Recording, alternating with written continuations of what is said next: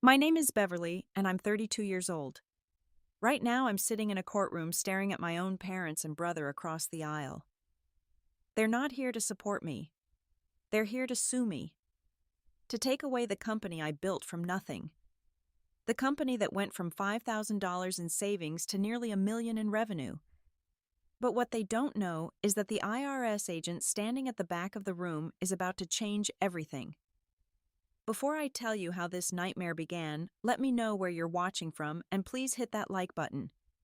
You won't believe what happened when that IRS agent opened his briefcase. I grew up in Cleveland, Ohio, in a house where money was always tight. My father, Harold, was 58, spent his days as a mechanic with grease under his fingernails and complaints about his back. My mother, Janet, 55, worked as a cashier at the local grocery store counting other people's money while we struggled to count our own. My older brother, Eugene, 35, had a talent for finding new ways to get fired from jobs he barely tried to keep.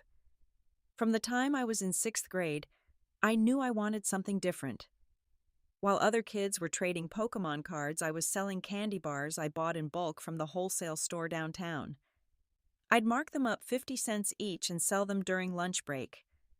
My parents thought it was cute at first, but when I started making more money than Eugene's allowance, their tune changed. "Business isn't for women," Harold would say, wiping his hands on a dirty rag. "You should think about becoming a nurse or a teacher. Something stable."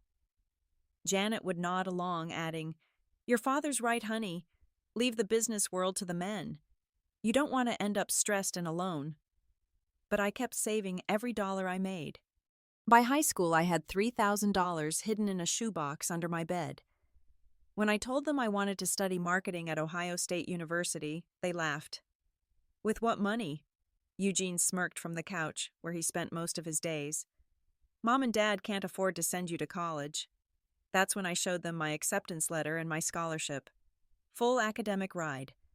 I'd done it without their help, and I could see something shift in their eyes. Not pride. Something else. Something that made me uncomfortable. I worked 3 part-time jobs while studying. Mornings at a coffee shop, afternoons tutoring high school kids, evenings cleaning office buildings. It was during those evening cleaning jobs that I noticed something. Small businesses, medical offices, law firms, they all struggled with the same problem. Finding reliable professional cleaning services that understood their specific needs. Most cleaning companies treated every space the same. But a dental office needed different care than a law firm. A medical practice had different requirements than an accounting office. I started taking notes, researching planning. By my senior year, I had developed a complete business plan for CleanPro Solutions, specialized cleaning services for professional offices with customized protocols for different industries. When I presented the idea to my family during Christmas dinner, the reaction was exactly what I expected. Harold nearly choked on his mashed potatoes. "You want to start a cleaning company, honey? You have a college degree. Why would you want to scrub toilets for a living?" Eugene laughed so hard he spilled beer on the table. "That's the dumbest idea I've ever heard. Who's going to pay extra for cleaning dirt as dirt?" Janet just shook her head sadly.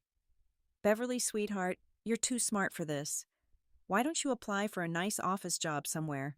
Get health insurance, a steady paycheck." But I had already made up my mind.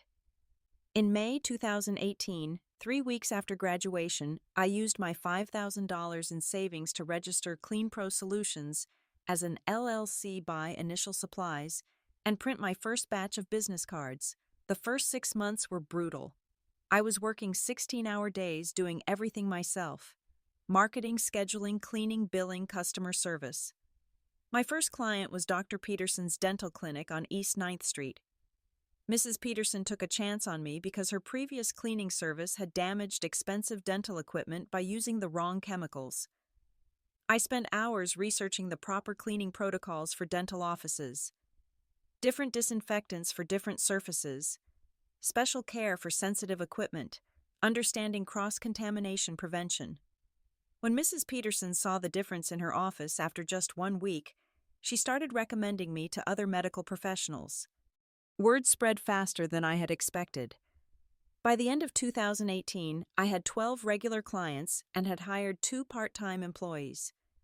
Sarah was a single mother who needed flexible hours, and Marcus was a college student working his way through nursing school. We were like a small family, and every client felt personal. The work was physically demanding, but I loved every minute of it. I loved solving problems, creating systems, seeing the satisfaction on clients' faces when they walked into a perfectly clean, organized space. I loved the independence, the control over my own destiny. By the end of 2019, CleanPro Solutions was bringing in $180,000 annually. I had expanded to 15 employees and was considering leasing a small warehouse space for equipment storage. For the first time in my life, I had real financial security. That's when my family's attitude started to change. Harold stopped making jokes about my cleaning business and started asking detailed questions about revenue and profit margins. Janet began bragging to neighbors about her successful entrepreneur daughter. But it was Eugene's sudden interest that worried me most. "You know, Bev," he said during a family barbecue, "you're doing great, but you could probably do even better with some help. I've been thinking about getting into business myself." I tried to keep the conversation light. "That's great, Eugene. What kind of business interests you?" "Well, I was thinking maybe I could help you with CleanPro. Handle some of the financial stuff. Management. You're probably too busy cleaning to focus on the big picture." The way he said cleaning made my skin crawl. Like it was beneath him, even though he'd never held a steady job for more than 6 months.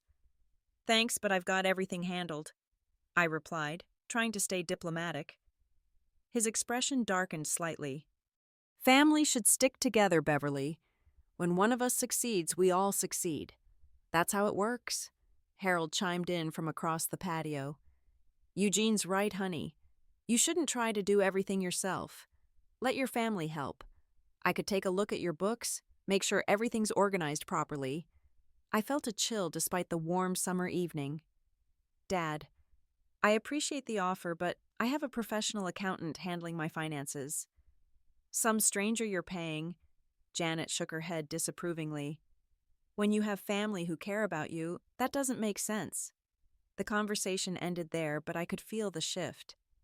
Something had changed in their expectations of me, and I didn't like where it was heading. In early 2020, just before the pandemic hit, I landed my biggest contract yet. 3 large office buildings downtown, including a law firm with 40 attorneys and a medical complex with 8 different practices. The contract was worth $200,000 annually by itself. When I signed that contract, CleanPro's projected revenue jumped to $350,000 for the year. I was 29 years old and running a legitimate, thriving business. I should have been celebrating. Instead, I was fielding daily calls from my father about proper financial management and family involvement in business decisions. The pressure started subtly. Janet would call crying, saying she felt left out of my success. "I sacrificed so much raising you, Beverly. Now you're doing well, and I'm still working at that grocery store counting other people's pennies." Harold became more direct in his approach. "Beverly, you're making good money now, but you're not thinking long-term. You need proper management, someone with experience to guide you. I've been managing money longer than you've been alive." Eugene's approach was the most disturbing. He started showing up at my office unannounced, walking around like he owned the place, making comments to my employees about changes coming soon and new management structure. After one particularly uncomfortable incident where Eugene had lectured Marcus about proper work ethics, while I was meeting with a client, I knew I had to address this directly. I called a family meeting for Sunday dinner in February 2020. I had prepared what I thought was a reasonable speech about boundaries and professional respect. "I love you all," I began, "but I need you to understand that CleanPro Solutions is my business. I built it, I run it, and I make the decisions. I'm not looking for partners or managers or financial advisors within the family." The reaction was immediate and intense. Harold's face turned red. "After everything we've done for you, we raised you, supported you, encouraged your dreams, and now you're too good for your family. That's not what I'm saying, Dad. I'm saying I want to keep family and business separate. It's healthier for everyone. Eugene slammed his hand on the table. Healthier for who you? What about what's healthy for this family? You're sitting on a gold mine and acting like you don't owe us anything. Janet started crying. I can't believe my own daughter would choose money over family. We're not asking for charity, Beverly. We want to help you succeed. But I am succeeding, I protested. Better than I ever imagined. You could be doing so much better, Harold insisted. You're leaving money on the table because you're too stubborn to accept help from people who love you. The conversation went in circles for 2 hours. Every time I tried to explain my position, they twisted it into an attack on family values or an accusation of selfishness. By the end of the evening, I felt emotionally drained and confused. Maybe they were right. Maybe I was being selfish. Maybe family should come first. 2 weeks later, I got sick. Really sick. What started as a simple cold turned into bronchitis, then pneumonia. I spent 5 days in the hospital and 2 weeks recovering at home. During that time, my family stepped up in ways that made me feel guilty for doubting their intentions. Harold handled communications with clients, assuring them that service would continue uninterrupted. Janet coordinated with my employees, making sure everyone knew their schedules. Eugene managed the day-to-day operations, even doing some of the cleaning work himself. When I finally returned to work, everything was running smoothly. Maybe too smoothly. See, Harold said proudly. We told you family could help. The business barely missed a beat while you were gone. I was grateful but also uneasy. During my absence, several decisions had been made without my input. New equipment had been purchased, supplies had been reordered from different vendors, and 2 new employees had been hired. I thought you might want to focus on the big picture stuff from now on, Eugene explained. Let Harold and me handle the operational details. Before I could fully process what was happening, I found myself agreeing to make Harold the Chief Financial Officer and Eugene the Operations Manager of CleanPro Solutions. It seemed like a reasonable compromise. They had proven they could handle the responsibilities, and it would give me more time to focus on growth and strategy.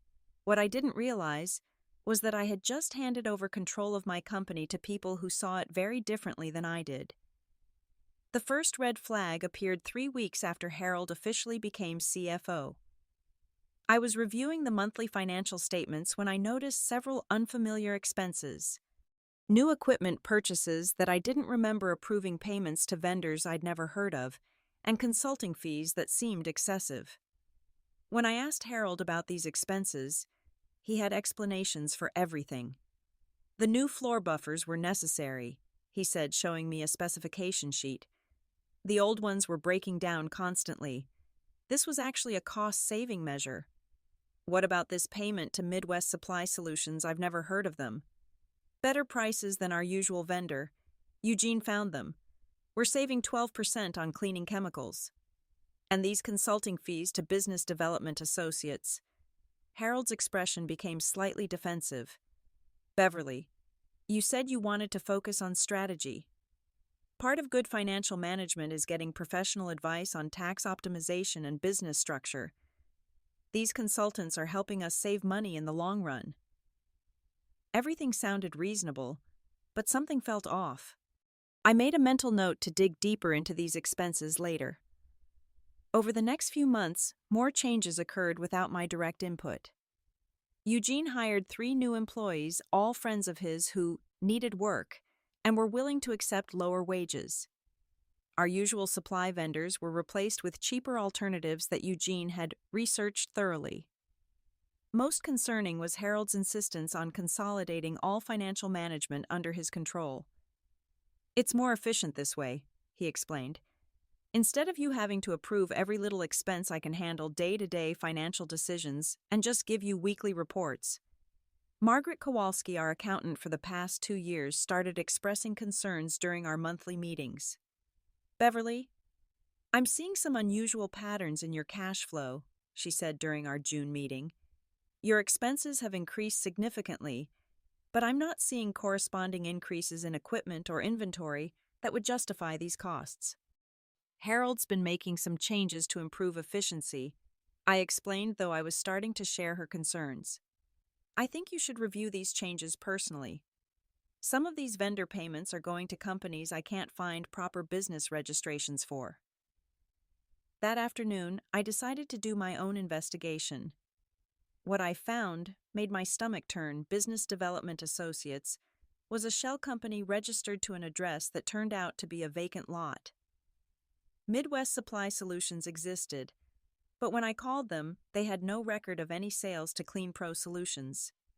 Most shocking of all, I discovered that Harold had opened a separate business checking account using CleanPro's tax ID number, an account that I had never authorized and knew nothing about. When I confronted Harold that evening, his reaction was immediate and aggressive. "How dare you go behind my back and question my management?" he shouted. "I've been working my ass off to make this company more profitable, and you're treating me like a common thief." "Dad, I just need to understand these transactions. Some of these vendors don't seem legitimate. Don't seem legitimate to who you think, because you started this company that you're the only one who knows how to run it." Eugene joined the argument, backing up Harold completely. "You asked us to help Beverly, but every time we try to improve something, you question our judgment. Maybe the problem isn't our management. Maybe the problem is your lack of trust." Janet, who had been listening from the kitchen, came in with tears in her eyes. "I can't believe what this family has become. We used to support each other. Now you're accusing your own father of stealing from you." "I'm not accusing anyone of anything," I protested. "I just want to understand what's happening with my company's finances." "Your company?" Eugene's voice was dangerously quiet. "Is that how you see this? Your company? What happened to family helping family?" The confrontation ended with Harold storming out, Eugene following him, and Janet crying on the couch about how I was destroying the family over money. I spent that night lying awake wondering if I was overreacting. Maybe these were legitimate business expenses that I simply didn't understand. Maybe I was being paranoid and ungrateful. But the next morning, I called a private investigator. Frank Morrison had been recommended by Margaret, our accountant. He was a former police detective who specialized in financial fraud investigations. When I explained the situation, his expression grew serious. "Family financial fraud is more common than people think," he said. "And it's often the most devastating because victims hesitate to take action against relatives." I hired Frank on a Thursday. By the following Tuesday, he had uncovered evidence that made me physically sick. Harold hadn't just opened one unauthorized account. He had opened 3 using CleanPro's business information and forged signatures.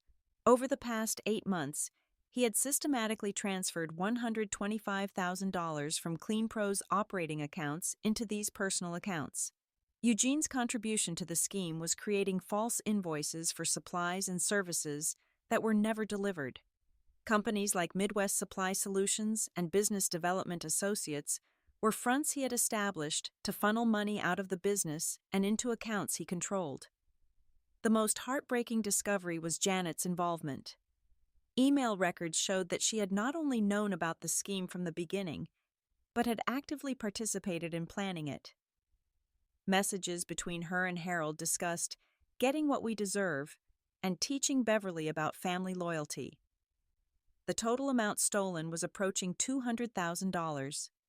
Money that should have been reinvested in the business used to pay employees better wages or saved for future expansion was instead funding my family's personal expenses. Frank's investigation revealed that Harold had used stolen money to pay off credit card debt, buy a new truck, and even take Janet on a vacation to Florida. Eugene had used his share to pay rent, buy expensive electronics, and support a gambling habit I never knew he had. When Frank presented me with the complete evidence file, bank statements, email printouts, photographs of forged documents, I felt like I was looking at evidence of crimes committed by strangers. These weren't my parents and brother. These were criminals who happened to share my DNA. I scheduled another family meeting for the following Sunday. This time I came prepared. "I know what you've been doing. I said, placing the evidence folder on the coffee table. All of it. Harold's face went pale, but he tried to maintain his composure. I don't know what you think you've discovered, but… Dad, stop. I opened the folder and began laying out bank statements. I have documentation of every fraudulent transaction, every forged signature, every fake invoice. I know about the 3 accounts you opened illegally. I know about Eugene's shell companies. I know Mom has been helping plan this from the beginning. Eugene's reaction was pure anger. You hired a fucking private investigator to spy on your own family. I hired someone to find out why $200,000 was missing from my business accounts. Janet started crying, but these weren't the manipulative tears I'd seen before. These were tears of someone who had been caught and knew it. Beverly, we can explain everything, Harold said, his voice shaking. We were going to pay it back. We were just borrowing against future profits. Borrowing? I couldn't believe what I was hearing. You stole money from my business using forged documents and fake companies. That's not borrowing. That's federal fraud. It's not stealing when it's family, Eugene said, but his voice lacked conviction. Yes, it is. It's exactly stealing, and it's going to stop right now. I gave them 48 hours to return every penny they had taken, or I would file criminal charges and turn all evidence over to the police. Their response came 2 days later in the form of a lawsuit. Harold had hired Richard Blackwell, an attorney known for handling high-stakes business disputes. The lawsuit claimed that Harold, Janet, and Eugene were co-founders of CleanPro Solutions and entitled to 60% ownership of the company. According to their legal filing, they had provided essential startup capital and ongoing management expertise that made CleanPro's success possible. They painted me as an ungrateful daughter who was trying to cut her family out of the business they had helped build. The irony was devastating. Instead of facing consequences for stealing from me, they were now trying to legally steal the entire company. Finding the right attorney was crucial. Margaret recommended Lisa Thompson, a corporate lawyer who specialized in business disputes and had experience with family fraud cases. This type of case is unfortunately common, Lisa explained during our first meeting. Family members often feel entitled to a share of a relative's success, especially when money is involved. The good news is that their legal claims appear to be completely without merit. Lisa reviewed CleanPro's incorporation documents, which clearly showed me as the sole founder and owner. She examined our business bank account records, which demonstrated that all startup capital had come from my personal savings. Most importantly, she analyzed the timeline of my family's involvement, which proved they hadn't participated in the business until after it was already successful. Their case is weak, Lisa concluded, but that doesn't mean this won't be expensive and time-consuming. Family disputes can drag on for months even when the outcome seems obvious. The legal fees were staggering. Lisa required a $25,000 retainer just to begin building our defense. Discovery costs, expert witness fees, and court costs could easily reach another $15,000. Money that should have been growing my business was instead being spent to defend my right to own it. Lisa hired a forensic accountant to trace every dollar that had been stolen and to verify that none of my family's claims about providing startup capital were true. This investigation uncovered even more disturbing details about the scope of their fraud. Harold had established 2 limited liability companies using false information, creating a complex web designed to make stolen money difficult to trace. Eugene's criminal background check revealed fraud charges in Michigan that he had successfully hidden from our family for years. Most shocking of all, email records showed that Janet had been researching business ownership laws and planning this legal strategy for over 6 months. While we built our defense, my family launched a public relations campaign designed to destroy my reputation in our community. They spread stories about me being an ungrateful daughter who had abandoned her family after achieving success.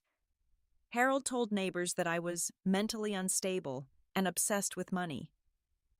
Eugene claimed that I had stolen the business idea from him and was now trying to cut him out of his rightful share. the stress was overwhelming. Several clients uncomfortable with the family drama and negative publicity threatened to cancel their contracts. My employees were confused and worried about job security. I felt isolated and under attack from every direction. The discovery phase of the lawsuit required both sides to produce financial records and submit to depositions. Lisa used court orders to force Harold to provide records from his secret accounts, revealing the full extent of the money laundering operation. During Harold's deposition, his story fell apart completely.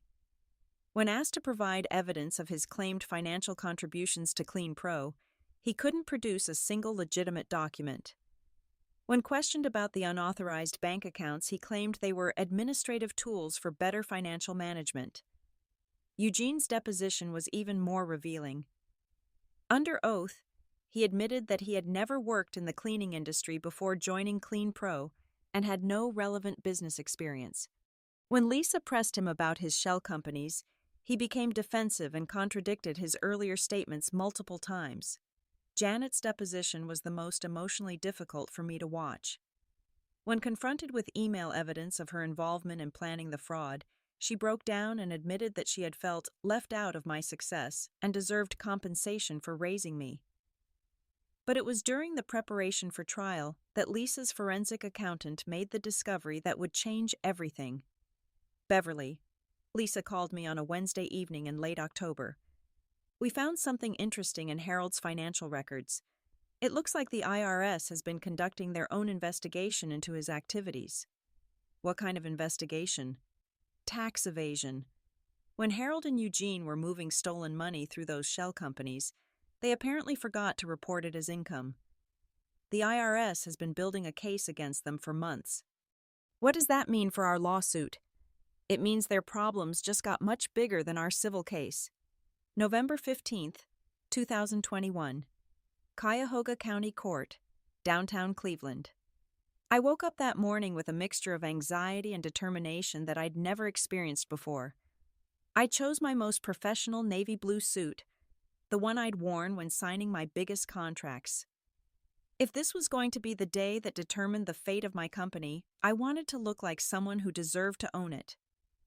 The courthouse was imposing, all marble columns and echoing hallways that made every footstep sound significant.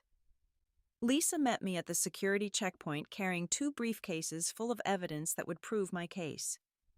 "Remember," she said as we walked toward the courtroom, "their entire case is based on emotion and fabrication. Our case is based on facts and documentation. The truth is on our side." But when I saw my family sitting across the aisle in the courtroom, my confidence wavered. Harold wore a suit I'd never seen before, probably bought with money stolen from my business. Janet had dressed conservatively, playing the role of concerned mother. Eugene looked uncomfortable in clothing that was clearly borrowed or rented. They weren't just my opponents in a legal case. They were my parents and brother people who had raised me and claimed to love me, now sitting across a courtroom ready to destroy everything I'd built. Judge Morrison called the court to order at 9:30 a.m. sharp. Richard Blackwell, Harold's attorney, delivered his opening statement with theatrical flair, painting Harold and Janet as sacrificing parents who had supported their daughter's dreams only to be betrayed and excluded from the success they had helped create. "Your Honor," Blackwell declared, "this case is about family values and the American dream."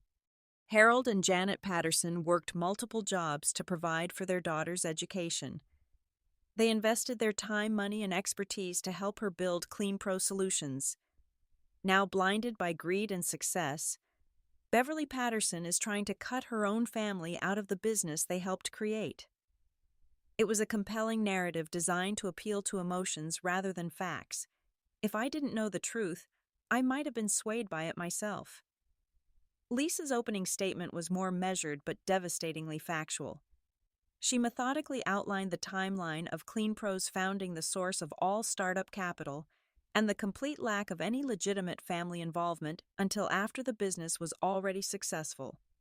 "Your Honor," Lisa concluded, "the evidence will show that the plaintiff's claims are not only false, but are actually an attempt to legitimize a systematic fraud that they perpetrated against Ms. Patterson's business.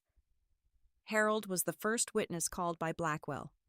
Under direct examination, he told a story that bore little resemblance to reality. According to his testimony, he had provided startup advice and financial planning that were essential to CleanPro's success. He claimed that Beverly had always intended for the business to be a family operation and that she was now trying to rewrite history. "I sacrificed my own career opportunities to help my daughter succeed," Harold said, looking directly at me with what appeared to be genuine hurt in his eyes. "I never imagined she would try to cut me out completely." Eugene's testimony was equally fabricated. He claimed to have provided operational expertise and industry knowledge that had been crucial to CleanPro's growth. He described himself as a co-founder who had worked countless hours building the business from the ground up. Janet's testimony was the most emotionally manipulative.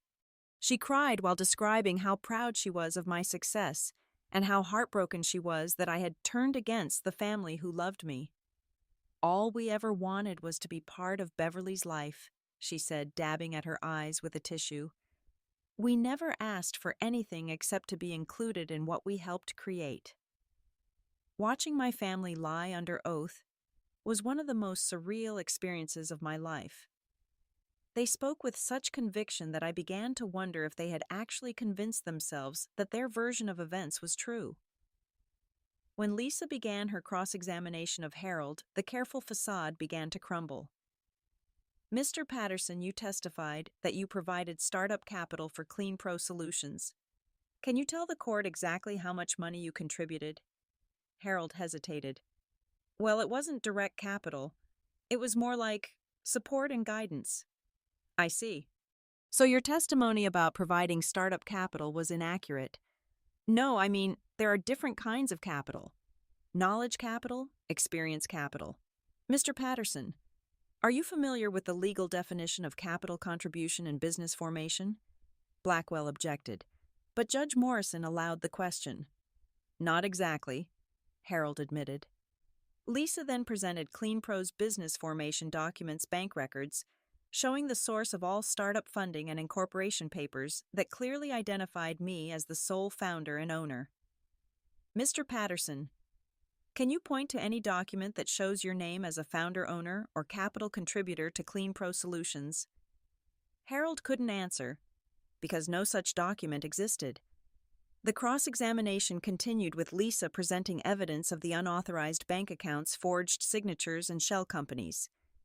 With each piece of evidence, Harold's story became more contradictory and desperate. Eugene's cross-examination was even more devastating. When Lisa asked him to describe his specific contributions to CleanPro's success, he couldn't provide concrete examples. When she presented evidence of his fraudulent invoicing scheme, he claimed it was a misunderstanding about proper business procedures. By noon, it was clear that my family's case was falling apart. Their attorney looked increasingly uncomfortable, and Judge Morrison was asking pointed questions about the plaintiff's claims. But at 2:30 p.m., something happened that no one in that courtroom expected. A man in a dark suit entered the courtroom and approached the bailiff. After a brief conversation, the bailiff walked to Judge Morrison's bench and whispered something that made the judge's eyebrows rise significantly. "Ladies and gentlemen," Judge Morrison announced, "we have a representative from the Internal Revenue Service who has requested to address the court on a matter related to this case." Agent Thomas Rodriguez identified himself and requested permission to present information relevant to the proceedings. When Judge Morrison granted permission, Agent Rodriguez opened his briefcase and removed a thick folder. "Your Honor, the Internal Revenue Service has been conducting an investigation into tax evasion and financial fraud involving the defendants in this case. We have evidence that Harold Patterson and Eugene Patterson have failed to report significant income derived from fraudulent activities related to CleanPro Solutions." The courtroom went completely silent. Agent Rodriguez continued, "We also have evidence of money laundering through shell corporations and falsified business records. The IRS is prepared to file federal criminal charges against both Harold Patterson and Eugene Patterson." Harold's face went white. Eugene looked like he was going to be sick. Janet stared at the IRS agent in complete shock. Judge Morrison called an immediate recess to review the federal evidence. When court reconvened 30 minutes later, everything had changed. Agent Rodriguez's briefcase contained more than just tax documents. The IRS investigation had uncovered the complete scope of Harold and Eugene's financial crimes, including evidence that even Lisa's forensic accountant hadn't found. Your Honor, Agent Rodriguez explained, the defendants in this civil case are also subjects of a federal criminal investigation for tax evasion, wire fraud, and money laundering. They have systematically stolen approximately $200,000 from CleanPro Solutions and failed to report this income on their tax returns. Judge Morrison reviewed the federal evidence while Harold, Eugene, and Janet sat in stunned silence. Their attorney, Richard Blackwell, looked like he was reconsidering his career choices. Furthermore, Agent Rodriguez continued, federal warrants have been issued for the arrest of Harold Patterson and Eugene Patterson on charges of wire fraud and conspiracy to commit money laundering. That's when everything happened at once. Harold completely broke down, standing up in the courtroom and screaming, "We're family! This is supposed to be family, Beverly! You can't let them do this to us!" Two federal marshals who had been waiting outside entered the courtroom. Eugene was handcuffed at his seat, his face a mixture of rage and terror. Harold collapsed back into his chair, sobbing uncontrollably. Judge Morrison immediately dismissed the civil lawsuit with prejudice, meaning it could never be refiled. Based on the evidence presented, the plaintiff's claims are not only without merit, but appear to be part of a criminal conspiracy to defraud the defendant's business. Janet sat motionless, staring at her husband and son, being led away in handcuffs. When Agent Rodriguez informed her that she was also under investigation, but would not be arrested that day due to her cooperation with authorities, she finally began to cry. The local news crews that had gathered outside the courthouse captured everything. The story of family members trying to steal a business only to be arrested for federal crimes was exactly the kind of drama that Cleveland's media loved. But for me, sitting in that courtroom watching my family face the consequences of their choices, there was no satisfaction, only exhaustion and sadness. The immediate aftermath was a whirlwind of media attention, legal paperwork, and business damage control. The news coverage ironically helped more than it hurt. Potential clients who read the story understood that I had been the victim, not the villain in the family drama. Within 2 weeks of the trial, I had received calls from 6 new potential clients who specifically mentioned seeing the news coverage and wanting to support a business owner who had overcome family betrayal. The federal case moved quickly. Harold's attorney negotiated a plea deal that resulted in a 2-year federal prison sentence. Eugene, with his prior fraud conviction in Michigan, received 4 years. Janet received 5 years probation in exchange for her cooperation with federal investigators. The asset forfeiture process allowed me to recover approximately 80% of the stolen money. Harold's truck was sold. Their Florida vacation money was traced and returned, and even Eugene's electronics were liquidated to repay CleanPro Solutions. But the financial recovery was only part of my healing process. I spent months in therapy working through the trauma of family betrayal and learning to trust my own judgment again. Dr. Sarah Williams. My therapist helped me understand that my family's actions reflected their character, not mine.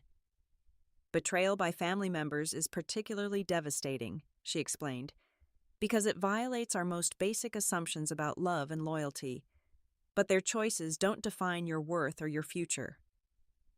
Rebuilding CleanPro Solutions became my focus in my therapy. I hired 5 new employees, including 2 former clients who had been impressed by how I handled the crisis. I implemented new financial controls and oversight procedures that would prevent anyone from ever again gaining unauthorized access to company funds. Most importantly, I built a new kind of family. My employees became people I trusted and cared about.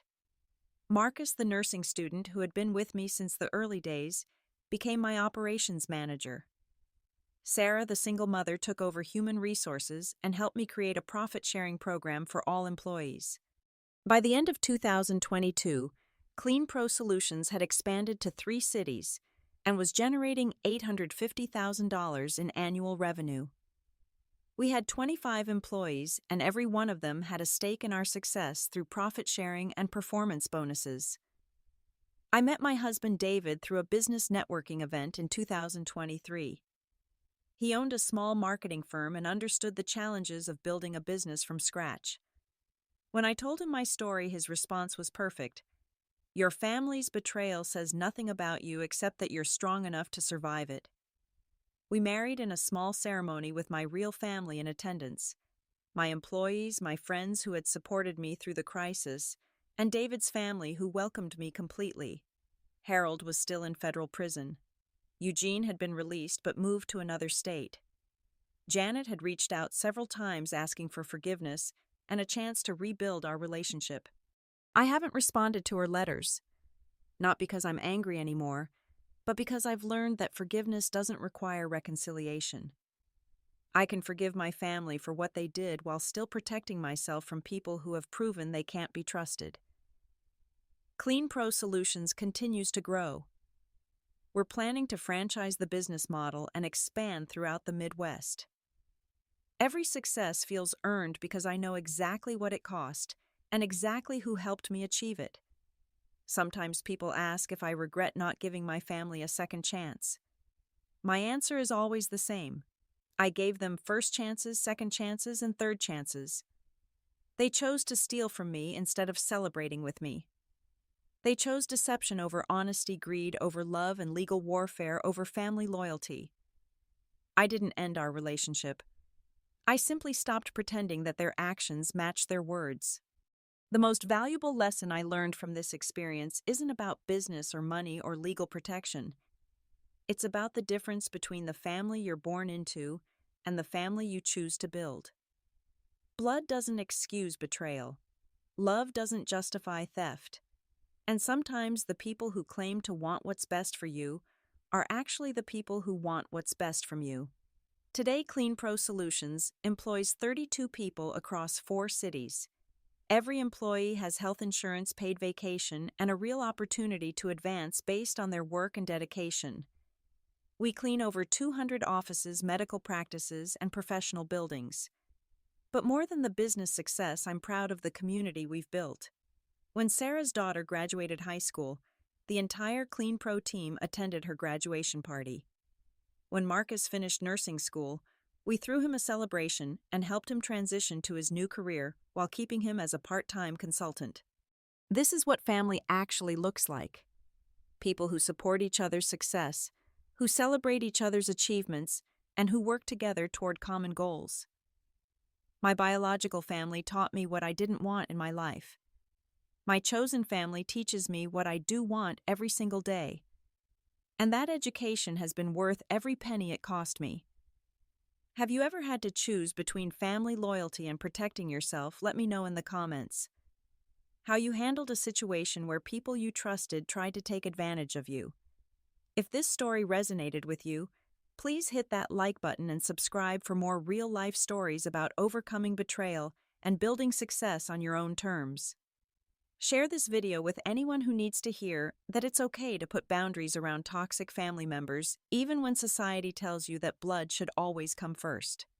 Thank you for listening to my story, and remember that your worth isn't determined by how others treat you, but by how you choose to respond when they show you who they really are.